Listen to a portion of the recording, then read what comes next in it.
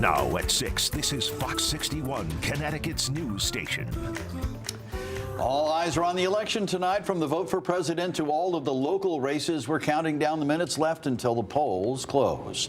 Thanks for joining us for the Fox 61 News at 6. I'm Brent Harden. And I'm Sarah Sanchez. We're getting down to the wire now with 2 more hours until polls close, but already hundreds of thousands of people voted early here in Connecticut. That was over the past couple of weeks. And we have live team coverage all across the state tonight as we follow all the major races from the 5th Congressional District to the race for U.S. Senate. But first, let's check in with Fox 61's Julia LeBlanc, who is live at the Capitol with a breakdown of those early voting numbers. Julia. Hi, good evening to you. Yes, so far the Secretary of the State says when it comes to this election day and evening, there has been a steady presence of voters at our polling places across Connecticut. And the numbers for early voting, she says, were pretty impressive, too. We are learning tonight that more than 740,000 people in Connecticut did cast their ballots early. That makes up nearly 40% of all registered voters in our state. And generally speaking, Secretary of the State Stephanie Thomas says most things went off without a hitch during those 2 weeks. However, there were 1,100 voters in North Stonington who were impacted, Thomas says, by human error during that time frame. This after a misunderstanding about signatures on the envelopes of the ballots. Thomas says those voters have since been contacted, and as of Sunday night, 900 of them had either voted again or said they'd be showing up for election day. Now, when it comes to today, Thomas says there's been no major issues other than some technical issues with our 2-decade-old tabulators. Thomas says that's to be expected, and the issues are fixed immediately, and the votes are still counted. Now, as this election night begins to come to a close, you may be wondering, when do these results become certified, and when will we know the official results? Here's the answer from Secretary Thomas.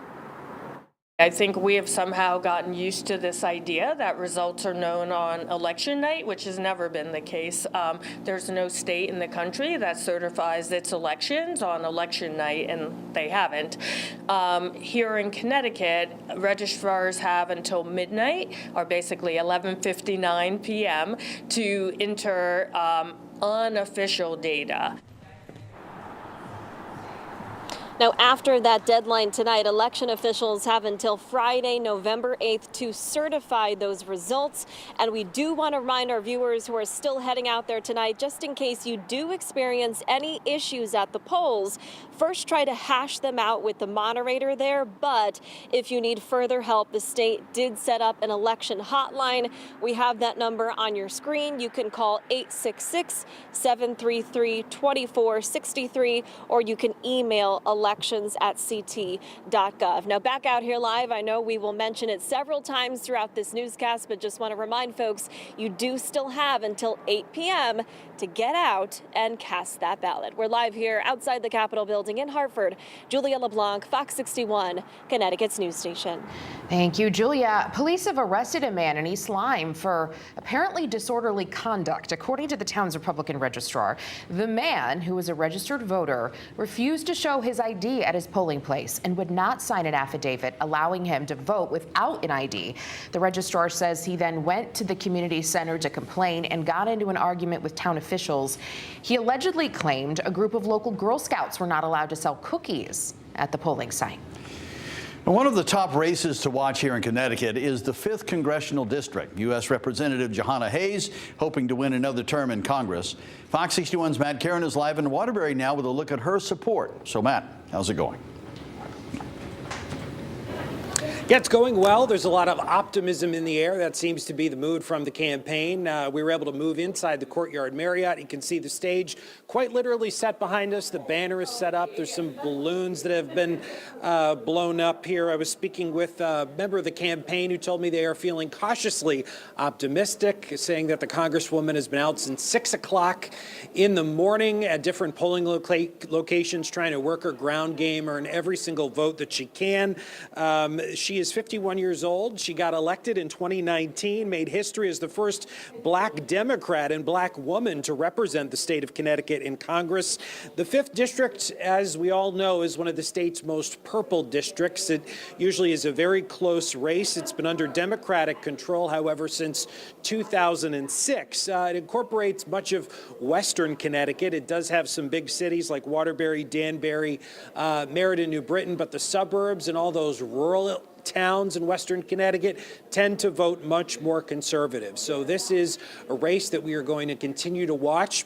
Back 2 years ago when George Logan ran against Johanna Hayes, then it was a nail biter. It wasn't decided who won until days later. It came down to a margin of just over 2,000 votes, or less than 1%. So people think of Connecticut as a blue state. Here in the 5th District, that just simply is not the case. Of course, we'll see how things play out tonight and how voter turnout may have impacted things. That's the latest here from the Courtyard Marriott in Waterbury.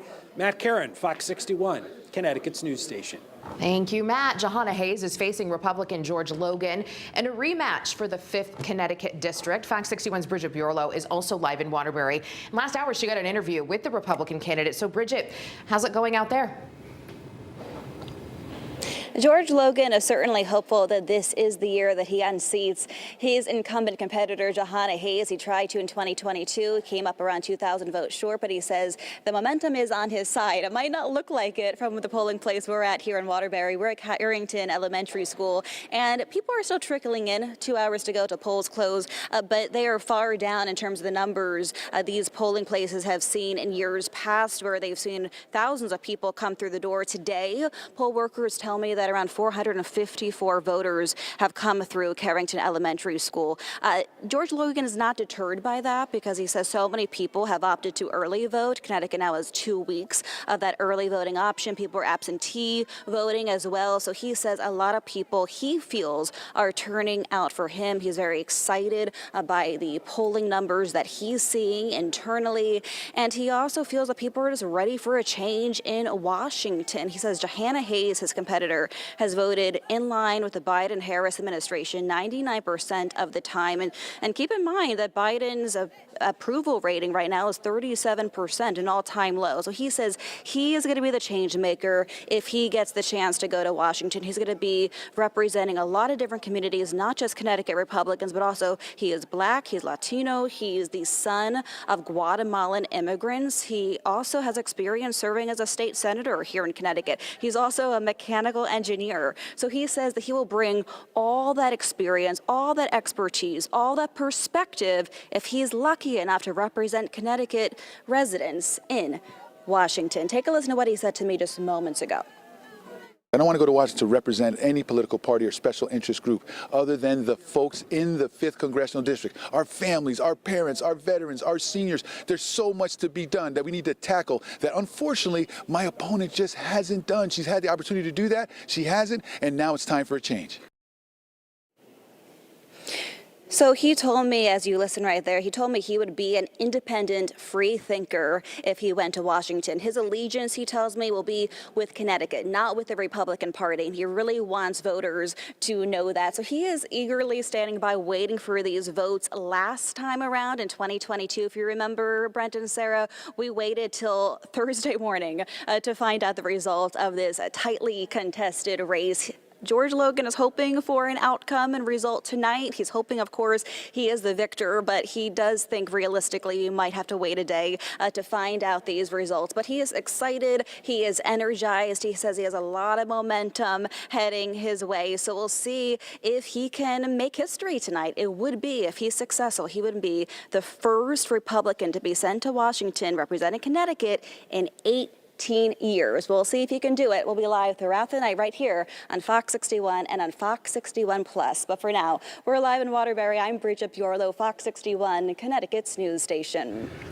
All right, Bridget, thank you. So now we know about the candidates running for the 5th Congressional District, but why do we care? Yeah, Fox 61 political reporter Emma Wolfhorst joins us now in studio to break it all down for us. Emma. Sarah, Brent, obviously we're watching all of the races tonight, but as you just heard from both Matt and Bridget, we're really watching the 5th District. They both mentioned how close the race was 2 years ago. I have the numbers up for you here. I'm going to go ahead and just highlight right now 2,004 votes separating these two candidates, as Matt Caron mentioned, less than 1%. So definitely a really, really tight race here, and it's expected to be this tight again. Now, why does it matter so much? It matters because of the balance of power. Right now, we have a split Congress. Republicans with a very slim margin in the House, Democrats with a very slim margin in the Senate. So that means if Jahana Hayes' seat flips to George, flipping to Republican,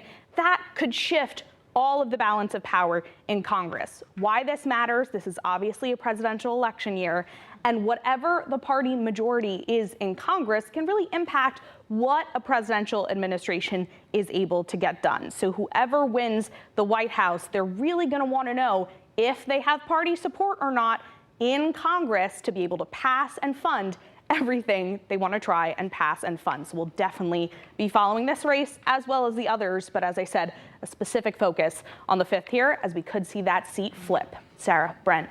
All right, Emma, thank you. And there still is time to get out and vote, and we want to make sure you have everything you need to cast your ballot. Right now, just text the word vote to the phone number there on your screen, 860-527-6161.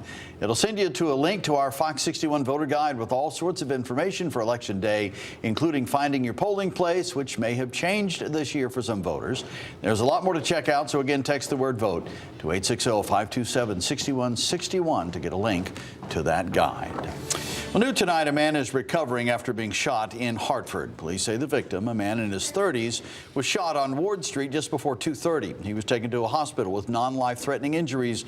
There's no word right now on any suspects or any arrests. Several state parks are closed tonight because of ongoing brush fires. Lamentation Mountain in Berlin is still closed. A Hawthorne fire is still active there.